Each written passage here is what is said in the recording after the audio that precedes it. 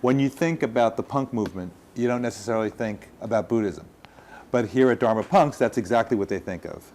Both punk and Buddhism have an enormous questioning of everything and an encouragement for us to find the answers through our own lives, our own practice, our own awareness. What does the punk movement have to do with Buddhism? It was always labeled to be so nihilistic. But these people were aiming for a purity of feeling when we sit and meditate. It's exactly the same thing, only it's the other side of the coin. The punks really said, no, it's really about what's going on inside of you, what's your real purpose, not trusting anything, finding it out for yourself. And the Buddha taught the exact same thing. What are some of the misconceptions you run up against? Well, the first is that you have to have a tattoo. I happen to have tattoos. I drew most of my tattoos, so it's all an expression of my spiritual practice. But you're kind of running out of real estate, right? Yeah.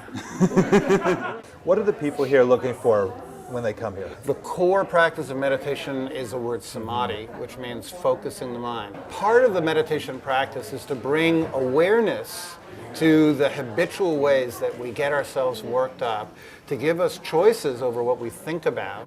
I find like emotional patience that I did not have before is incredible. I broke my rib about 5 weeks ago, and normally as an athlete and I'm competing and everything, that would be pretty bad thing. It's the first time I've ever had patience. Meditation is a great help in not only ending the behaviors that cause us stress, but also addictive behaviors. Anyone who's had a tendency to misuse alcohol and drugs. Did you run into that? Yes, absolutely, in my past. I stopped many, many years ago, and a great help was meditation. I'm actually in recovery from drugs and alcohol, and that's a big part of the origins of Dharma Punx. I was definitely out of control years ago, whereas now it's quite the opposite. Dharma Punx is basically a group that was started by Noah Levine, and he had a very troubled youth and wound up incarcerated. When he was in prison, he started practicing meditation, and when he got out of prison, he actually started teaching it to other troubled youths, and he got a following. And I thought I'd talk a little bit about some of the tools that the Buddha offered to help us when we're paralyzed by making a big decision in life. Josh talks quite a bit about finding a place of comfort and a place of happiness within yourself that doesn't rely on anything else. It's amazing the extent to which that allows you to make better decisions, or just to step out of yourself and not be so crazy in your head. You just find your center, and you feel better, you feel happy. So just bring your awareness into the present moment, thinking thoughts like relax, let go.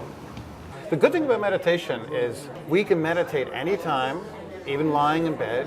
It doesn't cost anything, and there's no side effects. Most people in our culture, we fear thinking about death, growing old, and sickness, and the Buddha used these core events in our lives as something to reflect on. And when we bring that kind of practice that people often get when they're much older, when they realize that our time is limited, we start really appreciating the moment, or the present moment, which is really the only time that we can find true happiness anyway, and a real sense of purpose in our life.